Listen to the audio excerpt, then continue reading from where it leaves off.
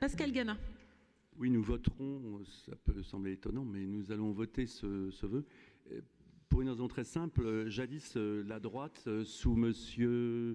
Chirac, je crois, avait institué l'allocation Barzac, qui, certes, n'était pas ouverte aux hommes, mais c'était la même idée, c'est-à-dire qu'à partir d'une naissance, on aidait une famille à travers la mère par un congé long, avec un niveau financier suffisamment élevé pour qu'elle accepte d'abandonner provisoirement son activité professionnelle.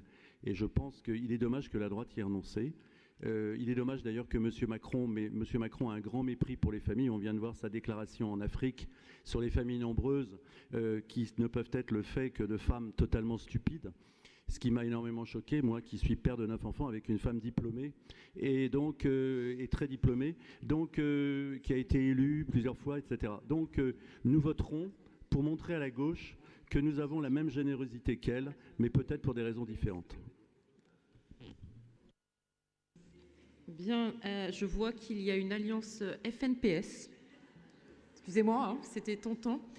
Juste, Monsieur Gana, quand même, tout à l'heure, pour répondre sur votre vœu, nous avons proposé, comme là, le PS a accepté de fusionner les deux vœux parce que c'était les mêmes. Je vous rappelle juste que votre groupe, concernant l'alimentation, nous avions proposé de fusionner les deux vœux puisque c'était les mêmes que vous avez refusé. Je laisse la parole à la présidente de commission pour répondre par rapport aux vœux. Oui, merci beaucoup, Madame la Présidente.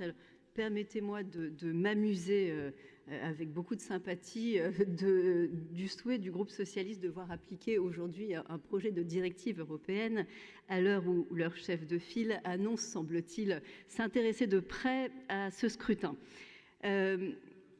Quelques éléments sur le fond. D'abord,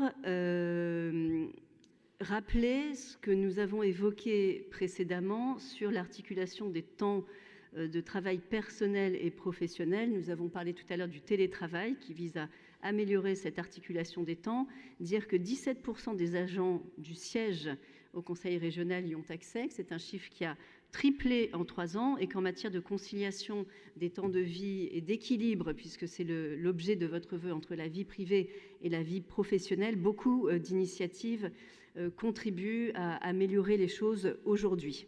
Pour ce qui est du congé paternité, la législation française accorde aujourd'hui 11 jours, donc c'est un de plus que la directive européenne que vous mentionnez, 11 jours en cas de naissance simple, 18 jours en cas de naissance multiple, et dans un cas comme dans l'autre, ces journées de congé s'ajoutent aux 3 jours de congé qui sont accordés de manière systématique pour la naissance.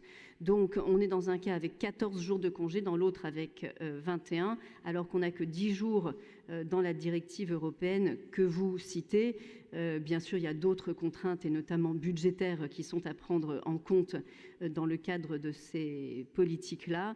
En l'état actuel, nous proposons donc de ne pas voter le vœu, Madame la Présidente, et je crois qu'on est davantage, même si c'est un sujet qui est fondamental aujourd'hui, sur un débat qui relève du national et de l'Europe que sur un débat qui serait de la responsabilité du Conseil régional.